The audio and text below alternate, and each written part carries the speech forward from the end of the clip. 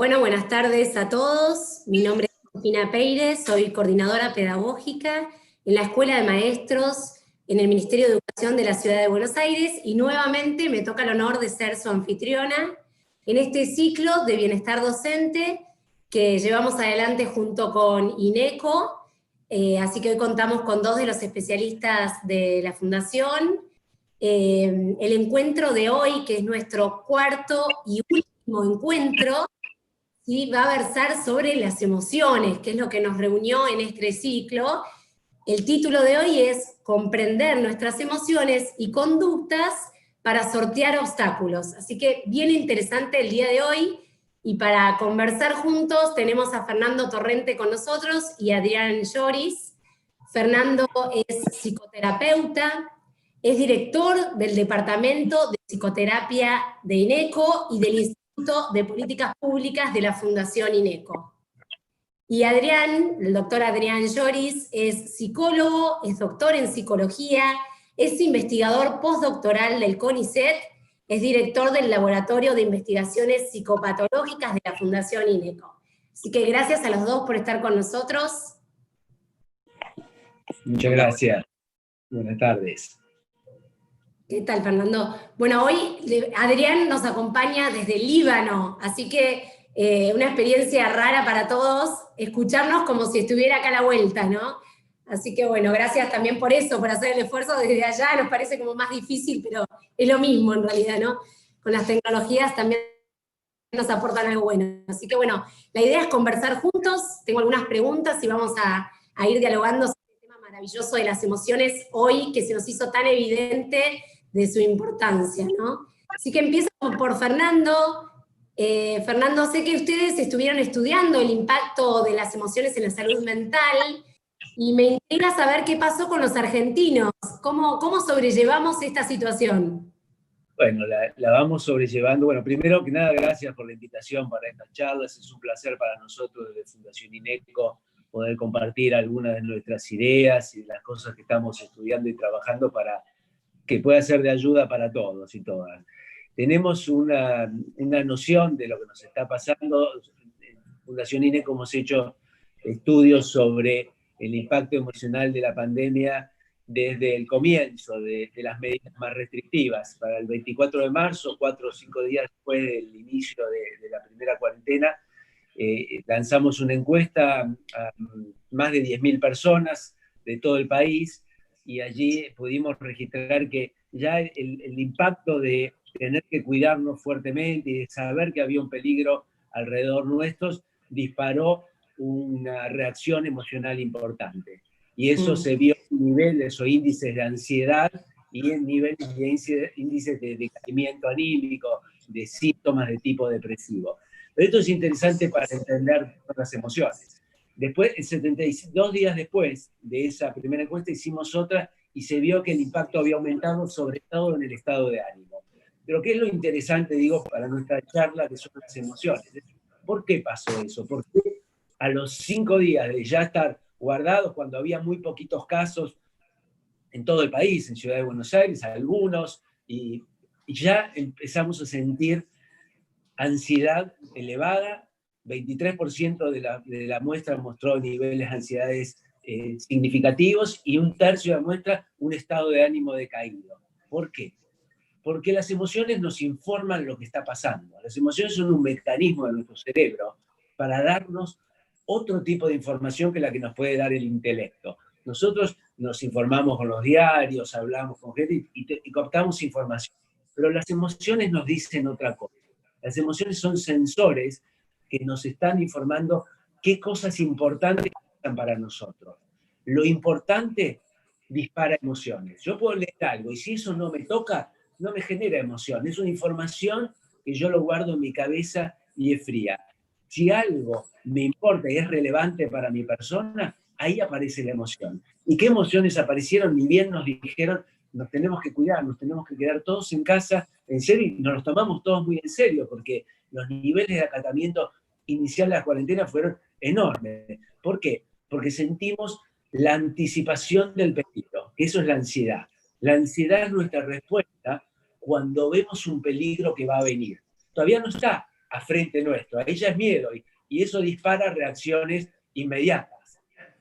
La ansiedad es el sistema del miedo, pero que se adelanta a un miedo a algo que está por venir. ¿Y por qué el ánimo cae? Porque de repente nos dijeron no podemos seguir con la vida normal.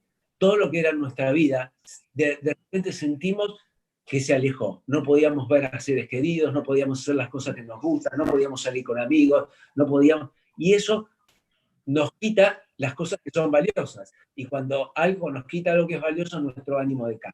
Entonces son reacciones normales.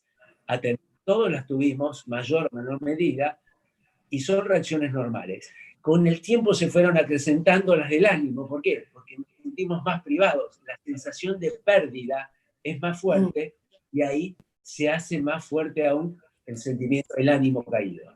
Claro, Fernando, ¿el encierro hace que sintamos más las emociones? O sea, ¿y cuándo nos trae problemas el hecho de sentirnos así? Contesto la primera parte y le dejo a Adrián la segunda. La primera parte, si el encierro aumenta la percepción de emociones, probablemente sí. Hay algo que sabemos por el estudio justamente de los trastornos del ánimo y de la depresión, es que cuando las personas empiezan a deprimirse, naturalmente se encierran más. Eso es lo que observamos en las depresiones comunes.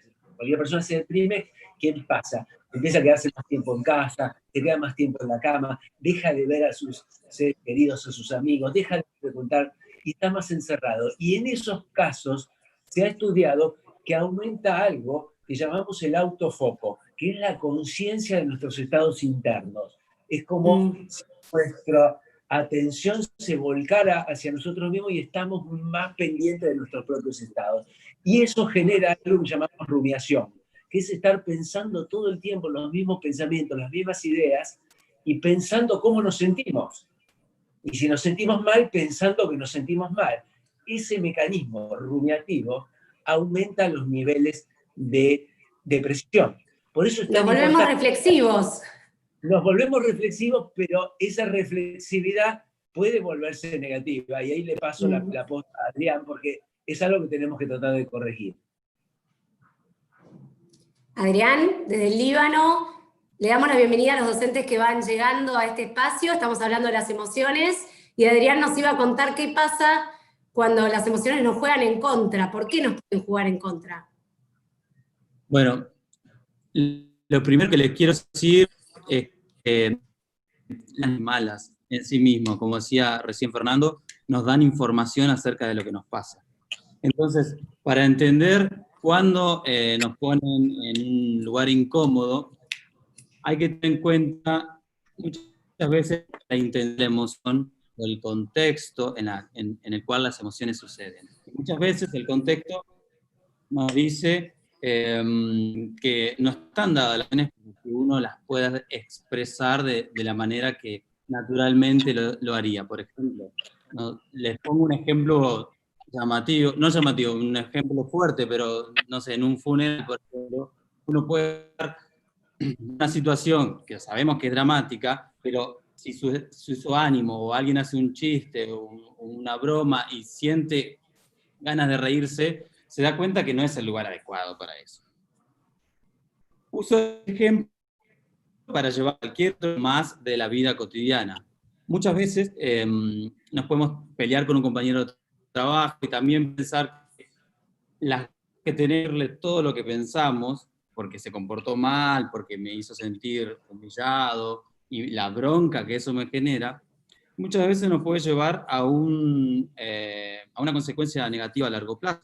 Por ejemplo, una persona más que yo puede llevarme a perjudicar un ascenso o llevarme a tener un mal clima laboral. Entonces, aprendemos a influir sobre nuestras emociones, pero hay personas que las manejan un poco mejor y hay otras personas que las manejan con más dificultad. Eso se llama regulación emocional. Es la forma en que la sentimos, pero la forma que vivimos. Así como hay gente que pensamiento que se le pasa por la cabeza, emoción que le pasa por el cuerpo, lo expresa, hay gente que lo contiene, lo posterga, lo reprime. Entonces, esas son las distintas formas en las que nosotros hablamos nuestras emociones. en el caso de lo que decía recién Fernando, si tenemos unos minutitos más para explayarme, justamente lo esperable frente a la pandemia era que la ansiedad aparezca, al principio sobre todo, porque era una situación ambigua. Frente a las situaciones, no sabemos si es realmente grave, no tan grave, hay un país que abrió la actividad económica y otro país que la cerró, es una situación nueva, es lógico que la ansiedad se desencadene, porque justamente la ansiedad es la respuesta frente a la incertidumbre. Y lo mismo que pasó con la tristeza o el bajón, es decir, la pérdida del estilo de vida que traíamos, bien, mal, felices o estresados, de repente sembró un nuevo escenario que nos hizo ver la mayoría de la cotidianidad. Hablando de, por ejemplo, ya que el público en su mayoría son docentes, hablando de cómo regulan las emociones los adultos, los niños, es importante aclarar que uno va desarrollando desde chiquito esta habilidad y que cuando llega grande, generalmente desarrollaste mejor el manejo de una emoción que otra. Y cuando aparecen situaciones nuevas o situaciones que no nos esperábamos, hay veces que tenemos que aprender a disimular el mal manejo de nuestras emociones. Pero la buena noticia es que uno, chico como grande, puede aprender a manejar sus emociones de otra manera, a regularlas mejor. Tenemos un changüí de aprender de grandes, entonces, a regular las emociones. Por supuesto. Sí.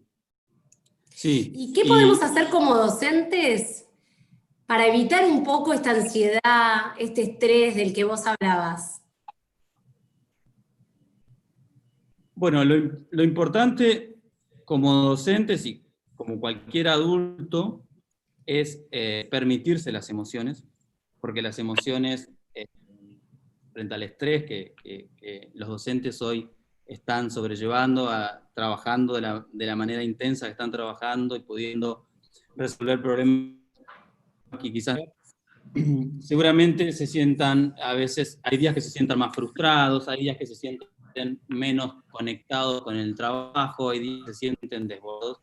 Todas esas emociones son importantes que se las permitan transitar y que la forma en que influyan sobre ellos tengan a largo plazo o a mediano plazo buen resultado.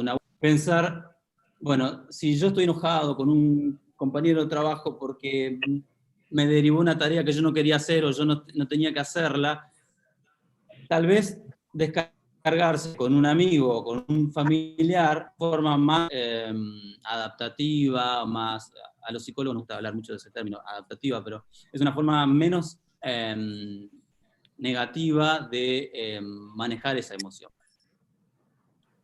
Y con respecto a las emociones de los padres, de los alumnos, que son los otros significativos en este trabajo, también lo importante es permitir que la emoción, que así como sucede, ayudarle al niño también a encontrar herramientas para que esa emoción no se intensifique demasiado o no se prolongue demasiado en el tiempo, a poder entender el antecedente, que es, bueno, si estoy porque seguramente algo estuvo pasando antes, o algo continúa sucediendo en este momento, y empezó antes. Y también, ¿qué consecuencias va a traer? Quedarme hundido en la tristeza puede llevar a una lesión. Un adulto sabe que, a pesar de sentirse triste, por ejemplo, puede hacer su trabajo igual aunque no tenga ganas. Ahora, hay personas que ese concepto les cuesta más entenderlos, entonces la emoción tristeza los arrastra hasta a veces llegar a una depresión. Entonces, el concepto general es entender las emociones, aceptarlas y tratar de influir sobre ellas de la manera que puedan encontrar su caudal mejor tan negativas consecuencias a futuro. Comernos un helado de chocolate para que nos dé buen humor. Ojo, porque a veces la comida también puede ser una forma de las emociones. No nos damos cuenta, pero hay veces que, bueno, ansiedad es lo clásico, ¿no? Comemos. Pero también a veces la tristeza, hay personas que la alimentación puede reemplazar con la emoción.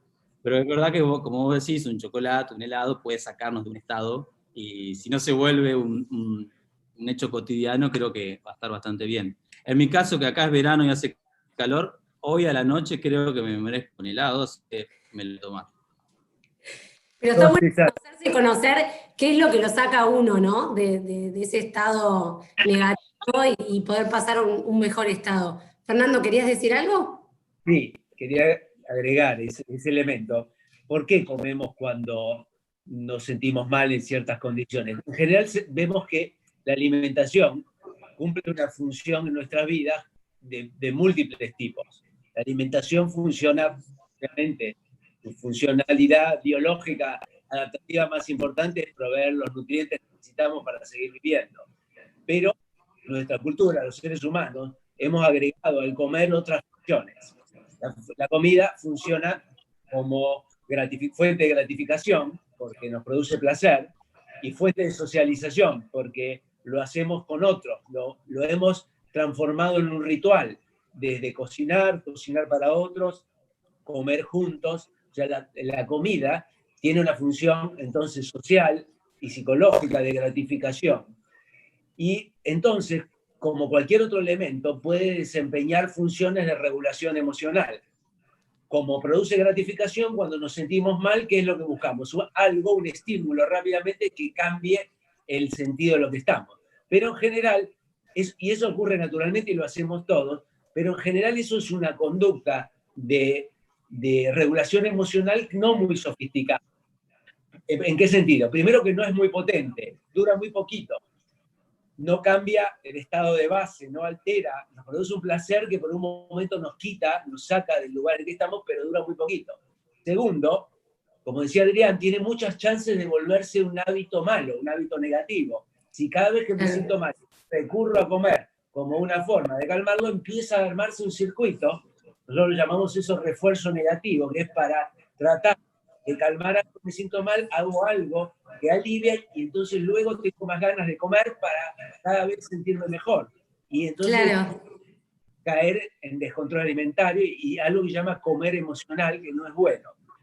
Y por último, hay formas más sofisticadas de trabajar en las emociones. Entonces, uno no recomendaría esa estrategia. Si bien buscar gratificaciones, buscaríamos otro tipo de gratificaciones. Y por ejemplo, claro, te hace muy dependiente de algo externo también, ¿no? Si no, no puedo salir de este estado. ¿Y qué nos recomendás, Fernando, vos para esta regulación emocional de los docentes?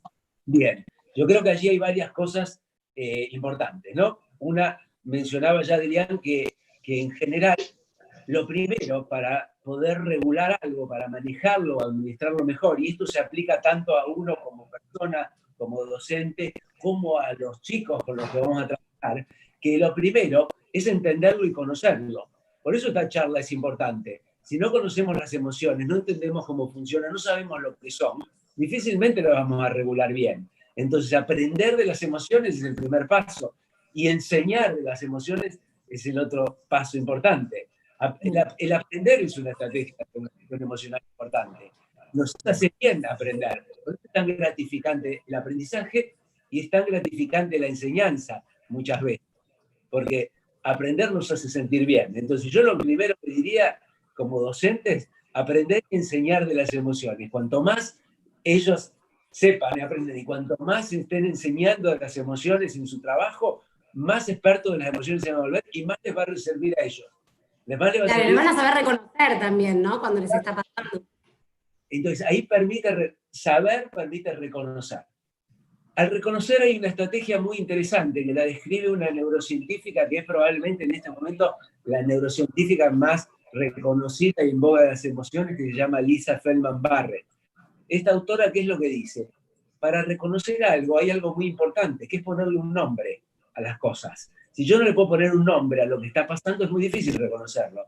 Yo cuando conozco a una persona nueva, enseguida trato de ver cómo se llama, porque ahí yo ya acuerdo la cara de esa persona y el nombre y lo guardo, y la próxima vez que lo veo, lo reconozco más fácil. Ah, ¿sí? Es esa, sí. es la persona. Entonces, ella recomienda trabajar mucho en aprender a ponerle nombre a las emociones. Y trabajar en las emociones que llamamos básicas, ¿sí? otro gran autor de la historia de la psicología de las emociones, que se llama Paul Ekman, describió emociones básicas. Y él decía, bueno, los seres humanos en general, hay disputas de esto, Lisa Feldman Barrett no está muy de acuerdo de que sean tan básicas y tan generales, pero sí podemos decir que hay ciertas emociones muy generales, que tenemos todo. Alegría, tristeza, miedo, sorpresa, asco y enojo. Pero esta es una paleta que está buena para empezar a enseñarle a los chicos, pero después hay un montón de cosas. La tristeza se descompone en melancolía, congoja, ¿sí? Desesperanza, desencanto, frustración. Y cuanto Sí, y mejor... le preguntás a los chicos cómo estás y te dicen bien, Bien. Sí, bien. Como no tenemos esa sutileza, tampoco el lenguaje en castellano estamos acostumbrados a usar, estoy frustrado, en general nadie te dice estoy frustrado, estoy mal. Y después te explico y te das cuenta que es que estoy frustrado, pero... Pareciera que dividimos y que en realidad, sabés que neurocientíficamente está muy bien eso de bien y mal, porque en el fondo, la primera evaluación que hacemos de todo lo que nos pasa, que es lo que llamamos el afecto nuclear, que es la base de las emociones, es está bien o está mal, es bueno o es malo, me gusta o no me gusta, ¿sí? Claro, ¿bienestar o no bienestar? Bienestar. Pero después, lo que dice Lisa Feldman Barrett, sobre esa cosa muy general, que es la que los chicos te dicen, bien, mal, hay que trabajar, ser más finos.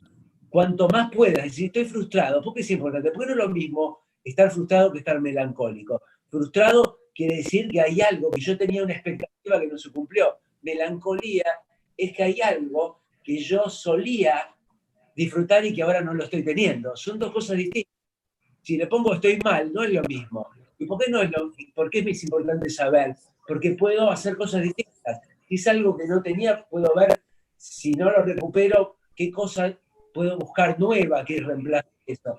Si es que estoy frustrado por expectativas, puedo ver cómo cambio mis expectativas o busco otra cosa que me permita llegar al fin que yo quiero. Entonces, cuando yo puedo desglosar las emociones con más fineza, Feldman Barrett dice, empezamos a regular mucho mejor las emociones. Y eso es una herramienta para uno, para ponerle nombre, ¿qué me pasa? ¿Qué me está pasando? Y para trabajar con los chicos también. Buenísimo, para saber qué necesito, primero tengo que entender bien qué me pasa, ¿no? Exacto, ese es el primer paso. Había otro, o sea, en realidad es el segundo, aprender, reconocer. Y Adrián dijo algo muy importante, que es aceptar las emociones. Hay muchos estudios que muestran que cuando nosotros queremos ocultar las emociones, y ocultar puede significar dos cosas, no expresarlas hacia afuera, tratar de disimularlas, pero a veces también puede significar el no reconocerlas uno mismo, el tratar de correrse de eso, ¿no? Y a veces intentamos distraer, hacer como que algo no pasa, hacernos los tontos con nosotros mismos, esas estrategias se llaman estrategias de supresión de emociones. Son estrategias disfuncionales. ¿Por qué? Porque en general han mostrado que cuando uno hace esas dos cosas, ocultar hacia afuera o negar para adentro, las emociones evolucionan de un modo más negativo. Es como que aumenta su nivel de negatividad y vuelven y recurren una y otra vez cada vez más fuerte. O sea que... No, ¿y no repercute también en la salud a veces? Eso es discutido, eso desde el punto de vista científico. Hay mucho, en eso hay mucha información que dice, bueno, que lo que no expresás se vuelve sobre el cuerpo. A veces se dicen cosas muy arriesgadas que pueden producir enfermedades graves como cáncer. La realidad es que no hay ninguna evidencia científica ni médica de esa transferencia. Sí sabemos que los niveles de bienestar general, los niveles de estabilidad, cuando estamos más tiempo deprimidos, más tiempo ansiosos, se asocian a digamos, peor calidad de vida, mayor mortalidad por enfermedades cardiovasculares, pero esa conexión es discutida. No es que el cuerpo, lo que tenemos en la mente pasa al cuerpo. Esa teoría, base científica no tiene. Lo que sí es que cuando justamente estamos mal, no nos cuidamos, no hacemos actividad física, comemos mal, ¿sí? Nuestra vida pierde en calidad de vida y todo eso termina impactando en nuestra salud física. O sea, sí podemos decir que de modo general la salud emocional y la salud física van juntas, y que cuando nuestra salud emocional empeora, la salud física tiende a empeorar, y cuando la salud física tiende a empeorar, la salud emocional también. Pero no que porque no lo expreso, eso va a algún lado del cuerpo. Es porque cuando no regulo bien mis emociones y estoy mal emocionalmente, eso impacta en conductas que terminan siendo negativas también para la salud física.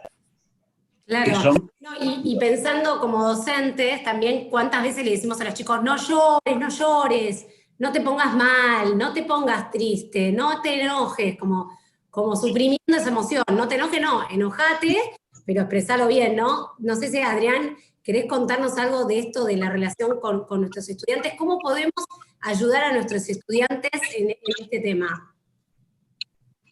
Bueno, justamente sumado a lo que recién, que miren qué difícil es poder ayudar a otro que está transitando una emoción cuando uno mismo le tiene aversión, rechazo o miedo a las emociones. Entonces, para poder ayudar a otros, es importante darle el nombre, reconocerlas y aceptarlas en uno mismo, para poder después encontrar una forma adecuada de ayudarlo, a transitar la emoción. Un niño Entonces, qué importante el bienestar de los docentes, un ¿no? adulto, cuando sentimos... No, justo se me cortó la pregunta, la comunicación con la pregunta. ¿La podés repetir? No, que entonces qué importante, con más razón, el bienestar de los docentes. Sí, sí. Y los docentes creo que ponen el corazón mucho más de lo que los padres o el resto de las personas pensamos que lo ponen, porque la tarea que les toca al educar es titánica, es mucho más grande quizás de lo que ellos fueron preparados para afrontar. Y la responsabilidad que eso es, porque ahí hay un punto que me gustaría marcarle, que es, bueno, ¿hasta dónde llega un docente? ¿Hasta dónde se puede hacer cargo responsable de las emociones de que pasan el agua, ahora en las pantallas? Y ahí es importante que cada docente reconozca que hay un límite en el cual la emoción del otro está más allá de su alcance, y que muchas veces no podemos ayudar en todos los sentidos a alumnos o a los compañeros de trabajo, sino que esas personas seguramente tendrán un contexto que les pueda ayudar mejor. Entonces, alumno, adolescente o niño que esté sufriendo malestar emocional intenso, el docente quizás lo que deba hacer es estar alerta y la red que tiene a esa persona, o que debiera contenerlo, para que pueda hacer una ayuda más directa. Y tolerar la frustración ser mucho más, porque el lugar que le corresponde seguramente le impone la limitación, porque más hoy por hoy que no se puede ni siquiera actuar directamente, más que virtualmente o por teléfono. Y otra cosa que quería agregar con lo que dijo Fer antes respecto al cuerpo y las emociones, es que las emociones cada vez que se sienten en el cuerpo. Algunas personas las perciben con más intensidad, otras menos, pero en el cuerpo están siempre las emociones. Es el cuerpo el que nos comunica el estado emocional. Entonces, todas esas teorías que plantean, no procesa, no acepta, después el cuerpo lo muestra, a veces no contemplan que el cuerpo siempre está conectado con la emoción y todo el tiempo está dándonos esa información. No es porque uno la suprima y después aparece nuevamente. Lo que sí pasa es que después aparece, por ejemplo, un dolor en el cuerpo, o aparece una sensación que hace mucho no tenía o nunca tuve, y a partir de ahí está, por el mecanismo que decía Fernando antes, la preocupación o la rumiación, todo lo que uno le pone, la carga cognitiva que le pone a todas esas sensaciones, y puede transformar un dolor en el cuerpo a un ataque de pánico o a una preocupación muy grande por la salud, porque la forma en que etiquetó esa sensación, la forma en que el nombre que le puso a esa sensación física puede estar cargada de un contenido muy de alta peligrosidad, porque pensás, bueno, no sé, el costado puede ser que tenga alguna enfermedad grave, y a partir de ahí se empieza a construir no solo pensamientos catastróficos acerca de qué puede pasar, sino la emoción que va de la mano, que es ansiedad, preocupación, miedo, tristeza, etc. Bien, y nos dijiste en qué los docentes ya no pueden hacerse cargo, cuando hay una cosa muy profunda y alguien más cercano o incluso especialistas tienen que acompañar a esos chicos. Pero sí, ¿qué podemos hacer del otro lado de las pantallas para acompañarlos?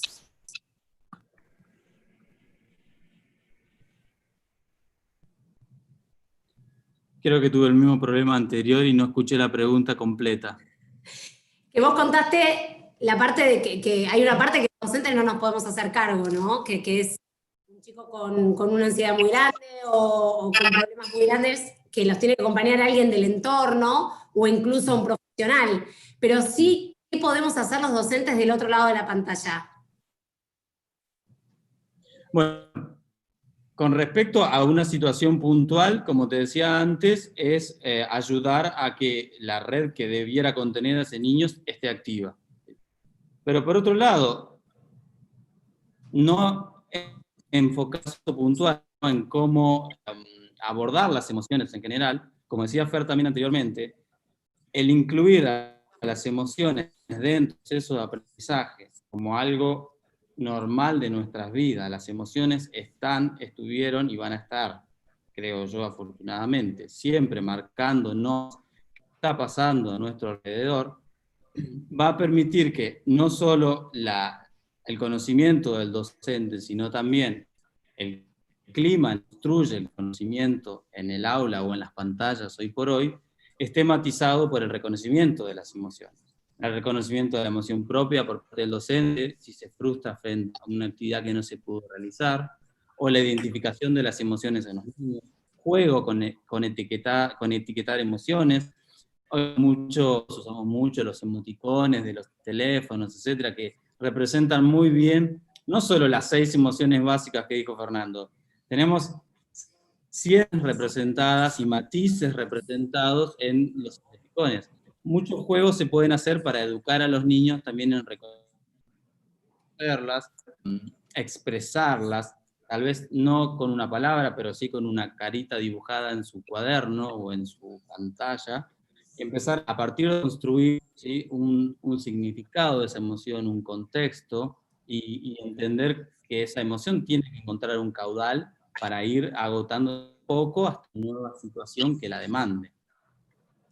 Claro, y me imagino que también podemos ser modelos de contarle a los chicos, hoy estoy más triste, o digo, también me parece que como docentes podemos darnos el lugar de sentir también, ¿no? De mostrarle a los chicos que nosotros también tenemos emociones, y que hay días que estamos más entusiasmados con algo que pensamos, o un poco más tristes o un poco más cansados, ¿no? Bueno, y para ir cerrando, la verdad que fue interesantísimo, y me encantaría que cada uno pueda decirles unas palabras a los docentes que nos están viendo del otro lado, que son un montón, y que el video queda subido a la página del Ministerio, así que van a hacer otro tanto en estos días que sigan viéndonos en el video, que cada uno pueda decir unas palabras que le diría a los docentes en relación a sus emociones en este tiempo, en miras a que en algún momento va a tener una cuarentena. Bueno, yo puedo arrancar, y en parte lo hago retomando lo que dijimos antes, un poquito a modo de resumen.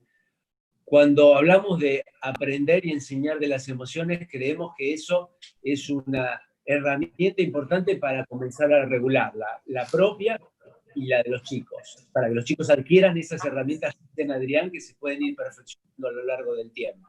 Entonces, aprender y enseñar de las emociones es clave. Por el otro lado, cuando dijimos, suprimir las emociones no es una buena estrategia, por lo tanto, lo que nosotros recomendamos es habilitar el hablar de las emociones. Habilitar el hablar de las emociones puede ser propias o de los otros, poner en clave de diálogo las emociones, socializar sobre las emociones. Es lo contrario a esconderlas, es el contrario a negarlas.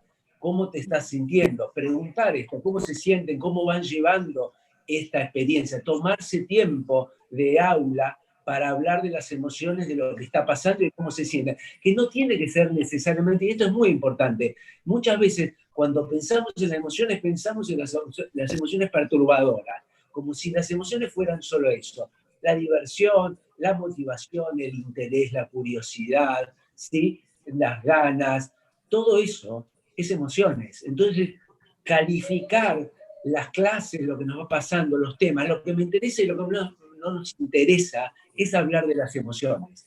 Y eso también es una herramienta docente importante, porque no es solo yo estoy aprendiendo a estudiar esto, también voy aprendiendo a conocerme qué me interesa y qué no me interesa, qué cosas generan más motivación y qué cosas no generan motivación. Me conozco como aprendiz, ¿no? Me voy conociendo como aprendiz.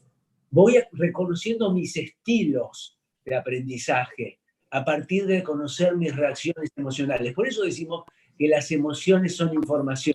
Y si uno habla de eso y lo pone en juego, entonces en una clase uno debería siempre decir, bueno, me interesó más o menos saber. Ojo, no quiere decir, y en esto también la aceptación de las emociones, que si algo me aburre no tengo que estudiarlo. También es como lidio con estudiar lo que me aburre, pero reconocer cuando me interesa algo y qué hago cuando algo me aburre y lo tengo que hacer igual. Eso es trabajar con las emociones.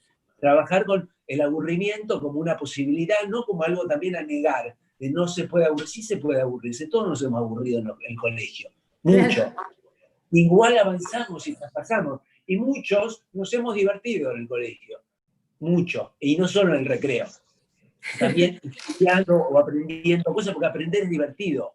Entonces, asociar el aprendizaje con las emociones es muy potente, porque el aprendizaje mejora con las emociones.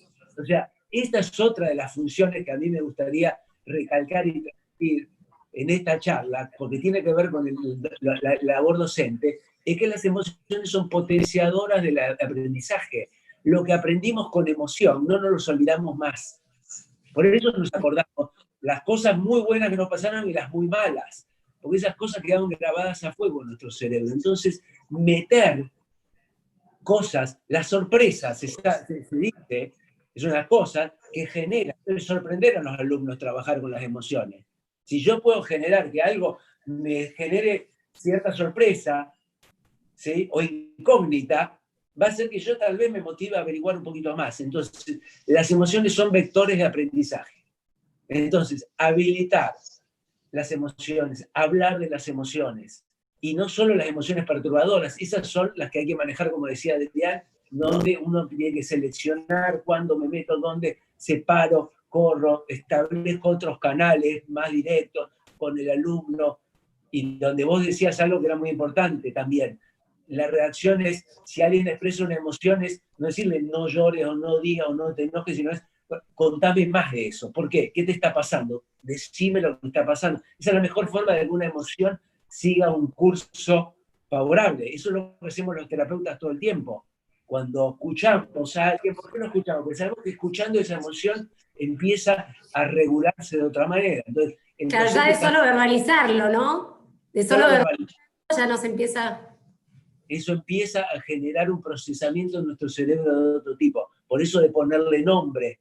Entonces, allí hay muchas herramientas que tienen que ver con la labor docente. Y otra cosa que también tiene que ver con el aprendizaje es que aprendemos también sobre las emociones algo muy importante. Y es que podemos cambiar las cosas que pensamos sobre las cosas. Que el cambio, porque lo que nosotros hacemos los terapeutas, los psicoterapeutas, es aprendizaje. En una terapia uno reaprende cosas. Se da cuenta que algo que pensaba que era de una manera, después se da cuenta que es de otra. Los docentes hacen todo el tiempo esto, que tiene que ver con decir, ¿y si lo pienso de un modo diferente? ¿Y de qué otro modo puedo entender lo que me está pasando? ¿Qué me está diciendo esta emoción y cómo puedo mirarlo más amplio? Esas son cosas que tienen que ver con el aprendizaje. Entonces, totalmente, ver algo que no veías, digamos. Ver algo que no vi, pensarlo de un modo distinto, escuchar una opinión o un punto de vista distinto, eso también es algo que tiene que ver con el labor docente y que tiene que ver con la regulación emocional, que puede ayudar para uno, puede ayudar para los otros. Bueno, porque la educación es un encuentro, ¿no? En definitiva. En definitiva, es diálogo, como todo proceso de cambio y todo proceso de aprendizaje implica diálogo, interacción, implica cambiar puntos de vista. Entonces, las emociones también se regulan mejor cuando somos capaces de cambiar lo que pensamos sobre la situación que motivó la emoción. Ese cambio de perspectiva es muy importante y tiene que ver con el aprender, pero en este caso de aprender de la vida y de cómo funcionamos nosotros, que también es parte de la labor docente. Buenísimo, muchas gracias. Adrián, ¿quieres cerrar?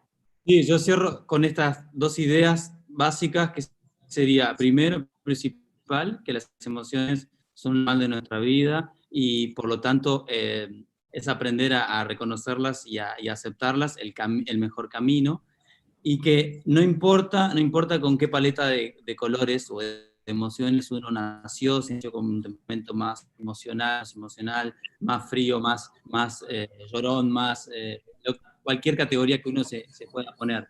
Lo importante es que en cualquier momento de la vida uno pueda aprender a regularlas, teniendo en cuenta dos cosas básicas. ¿Qué pasó y qué esto llevo? ¿Lo puedo llevar a un buen camino o lo puedo llevar a tener quizás más dificultades a futuro?